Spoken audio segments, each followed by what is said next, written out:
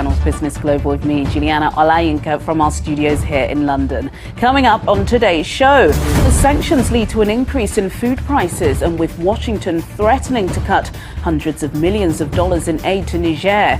Africa analyst Tamzane Kajo will shortly be joining me here in the studio for a frank assessment on the likely outcome of the West African crisis. And the time is right for Africa to create its own credit agency, according to senior economists from the continent. Why? I'll be putting that question and more to Benjamin Bochi, the chief economist and investment platform Second Stacks. Benjamin will be joining me from Nairobi. Then later, I'll be looking back at some of the biggest business news stories of the week. But first, Nigeria's President Bola Ahmed Tinubu has announced a sweeping set of tax reforms in order to boost revenue and curb the nation's reliance of foreign borrowing. Nigeria currently has one of the world's lowest tax-to-GDP ratios at 10.8%, and the new administration aims to reach 18% within the next 3 years, in line with the World Bank's recommendation for African countries. Nigeria has forecast that it will raise $9.7 billion in taxes in the second half of this year, after a record haul of 5.5 trillion naira in the first 6 months of 2023. This is according to data revealed by the Federal Inland Revenue Service.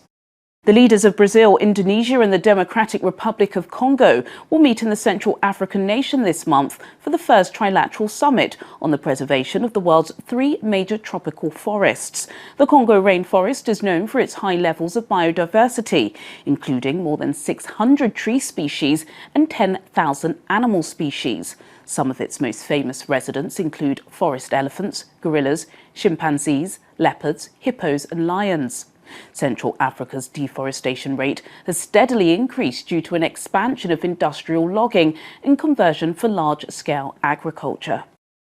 It's been more than 2 weeks since President Mohamed Bazoum was overthrown in Niger, and despite significant pressure from ECOWAS, including yesterday's extraordinary meeting in Abuja, the military junta have refused to relinquish power. Over the past few decades, a rising number of coups have occurred in Francophone states of Africa, leading some commentators asking whether France, or the legacy of French colonialism, is to blame. 7 of the 9 Francophone states in West Africa still use the CFA franc, which is pegged to the euro and guaranteed by France as their currency, a legacy of French economic policy towards its colonies. Well, for more on this, I was earlier joined here in the studio by Africa analyst Tamzane Kajo. Tamzane Kajo, always a pleasure speaking with you. First time we have you in the Channel's Business Global studio. Forgive me if I go back slightly, because I know this story has moved on, but this is the first time we're actually discussing it on this show. Why did the coup take place in the first place? Well, first of all, thank you for having me, Juliana. Well, it is that time, isn't it, when we spoke about Mali and the coup d'etat in Mali, we spoke about Burkina Faso, we spoke about Guinea, and now people are talking about Niger. But the temperature appears to be higher when you talk about Niger, but we know the reasons why, the interest, especially from Paris and the Americans and all their other European allies. And my understanding is that there's a group of people in Niger, probably not Niger only, but the wider part of West Africa, Francophone West Africa in particular, where a lot of young people believe that democracy, in the way that it has been presented to them since independence in the 1960s, has not delivered, has not made any difference to their lives at all. And they continue to see the ruling elite working with Paris and most of the resources going to Europe rather than developing Niger. So it would appear as if the generals in Niger looked at what was happening around them, other people, especially Mali in Bamako, appearing to have succeeded, and then decided maybe the timing was right for them to intervene in terms of the politics of the country. Are the West making this situation worse? It does appear at the moment as if their intervention is purely diplomatic. However, I think yesterday or earlier in the week, the Niger junta accused France of violating its airspace. They said they've attacked a military camp and they're freeing terrorists, basically to cause chaos in the situation. All accusations, of course, have been denied by Paris, but should they be staying out of this? It's difficult. We have always said that the West in particular have got permanent interests. They don't have permanent friends. So if you look at what's happened in Chad, they were able to support Dabo Jr. to retain power without any democratic institution, so to say.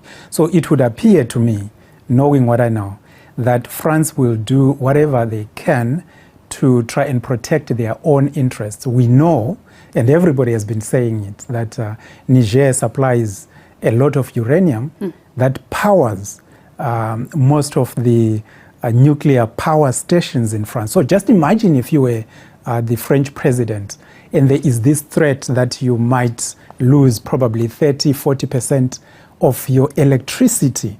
That will be disaster for business, for France, politically for France. So it's huge. We're just talking about uranium. We're not talking about all the other interests around that area. And also, if Niger succeeds in saying, France, stay out of our business, and to retain their resources, what is going to happen? We know other countries, even Cote d'Ivoire, and other areas within the region, they might also say, well, why should we be doing it? We should just begin to look after our own people and our own interests. So this is bigger than just France, which is why you see a lot of interest from the US and a lot of interest from other parts of Europe as well. Because it's what we were talking about last time, that Africa supplies the resources that power Europe and the economies in general. And if Africans begin to go the way of holding on to their resources or demanding to be paid better for those resources, because the generals are recruiting people in Niger, and they are saying, well, you don't have schools to go to. You don't have clinics or hospitals to attend to you when you are unwell. So why should you allow a president who is simply a puppet of France? But of course, President Bazoum will say he represents the interest of Niger. Yeah. It is just difficult for him to deliver. It's pretty interesting. Thank you for reminding me 3 weeks ago when we were sitting at the steps of Westminster, you didn't forecast a coup d'etat, but certainly you were talking about the strength of Africa as it stands at the moment. I want to talk about a really important but delicate subject, which is President Bola Ahmed Tinubu. He is leading the ECOWAS pact at the moment. Depending on what your WhatsApp algorithm is like, some say ECOWAS should be staying out of this. Talk to me about his delicate position and the game he's going to have to play over the next days and weeks. I think let's appreciate first why Niger is important in terms of the Nigerian economy. A lot of trade, billions of trade for that benefits Nigeria go through Niger. So if Niger is disabled or out of form for one reason or the other, that is going to hurt Nigeria. So it is within the interest of...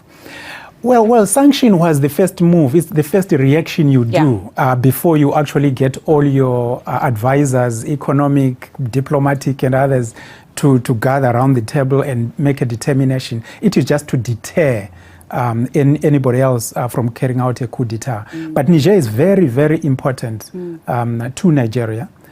So it is in the interest of Nigeria that President Tinubu solves this issue. We saw that when there was no uptake of these engagements from Niger, he was able to send, some envoys, the former governor. Warmly received. Warmly received, but that is part of the diplomatic. So he will have been given information on what matters to the generals and what assurances they need. So by the time President Tinubu is chairing the ECOWAS leaders and, giving guidance, he's already aware what the main issues are.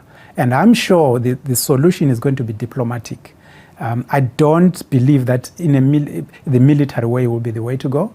First of all, no Nigerians would want to go and die in a war to defend the interests of France without actually seeing what's there for them. So if President Tinubu was to go that route, it might be very difficult, because once you start a war, it's difficult to finish it. Nigeria would have to commit the military presence in Niger for years and years and years to come. And as we saw in Afghanistan, that is not always going to work. But would not having a military intervention be because of not wanting to rescue France, or is it just to uphold democracy, surely? It goes back to the question that we had, Juliana. What has democracy in the Western form done to Africa over the years? Where are the benefits? Africans spend billions doing elections every 4 to 5 years. Hundreds, if not thousands, of people die during election time because of conflict and clashes. But what is democracy actually delivering to Africa? We see that the countries that are developing, whether you're talking about China or the Middle East, in terms of the Emirates or Saudi Arabia, the countries that appear to be developing are not necessarily democratic. So there are a lot of these young, Western educated West Africans, some of them have had the military training from the US, ironically, who are going back and saying, hang on a minute, they don't believe that a neo-colonial puppet government that is democratically, in quotations, elected will necessarily deliver on the aspirations of the people of West Africa. In particular, people will still be poor. What is it? So this is a big question that's actually going on. You don't have strong leaders like what you have in Rwanda and other places where democracy and power go hand in hand. In West Africa, power and democracy and the ability to deliver on what is within the best interest of the local people rather than some foreign agent isn't there yet. Goodness, you've opened a huge can of worms there, Tam. We don't have enough time to kind of go through all of them. But let me ask you one final question, because it's really important. The US has said, of course, that it's greatly worried about the safety of Mohamed Bazoum, the ousted Niger president. I want your take on what you think is likely going to be his fate. Do you see a return to power? And was he a puppet of France, which is the main accusation? Well, the generals are saying that he was representing an administration that was subservient to the interests of France. Not necessarily, he was tied because he found those agreements there. Yeah. He found whatever what Paris wanted being in place. It was not him per se. But of course, we know that once you remove a leader, the political infrastructure will go away. Yeah. The people who were ministers, their children, even the girlfriends will have said, well, it's time to pack our bags, probably go to some other place. But they now know that the power is no longer with them. And once you strip all the benefits of power from the ruling elite, that will change society. We saw it in Egypt, we saw it in many places, we saw it in Guinea.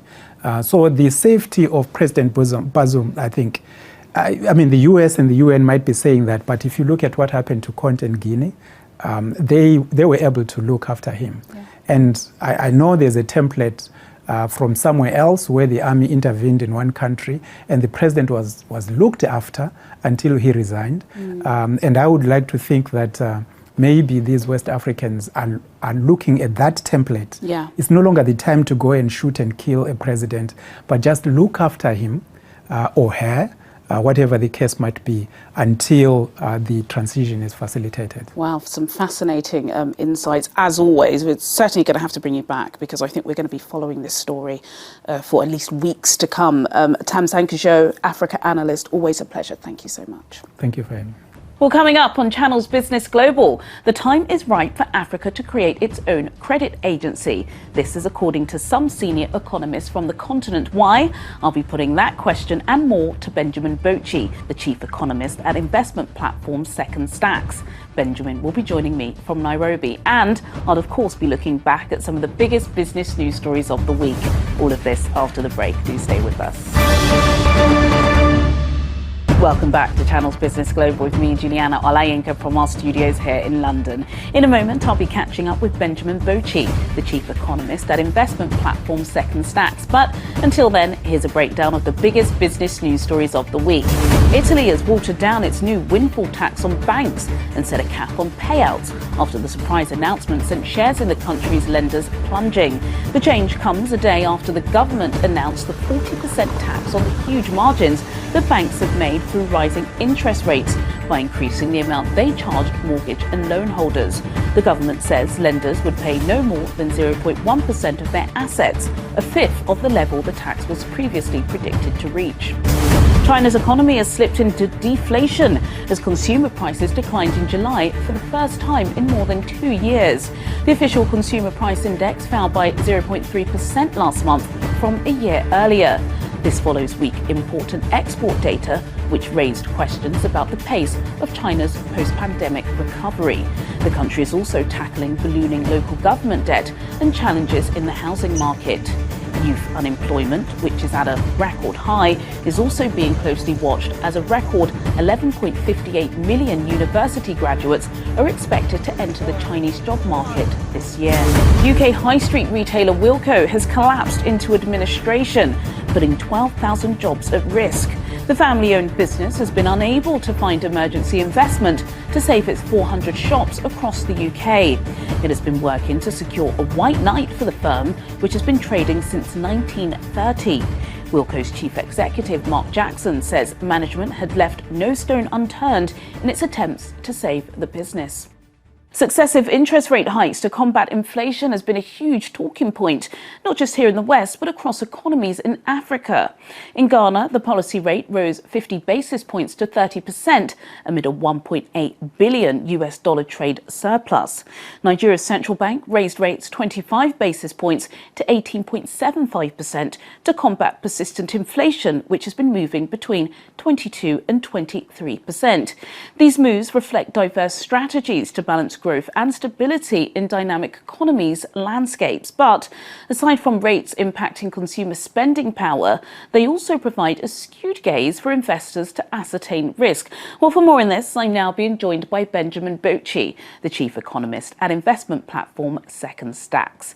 Benjamin joins me from the Kenyan capital. Benjamin Bochi, it's a pleasure having you on Channel's Business Global again. I've got to tell you, there's so much anxiety in the West whenever there's an interest rate rise, not just on the day of the announcement, but of course the follow-up, because there is an increase in the cost of borrowing. We know, particularly where I am in London, lots of people use credit to fund their lifestyles, be it having a nice house or a nice car. But I kind of feel as if when there is an interest rate rise in Nigeria or Ghana or Kenya, where you are right now, lots of talk on the day, but then consumers seem to get on with their normal practice.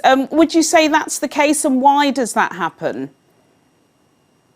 Well, obviously we're in very difficult times in the global economy, with interest rates going up, inflation being a little bit stickier than we'd like.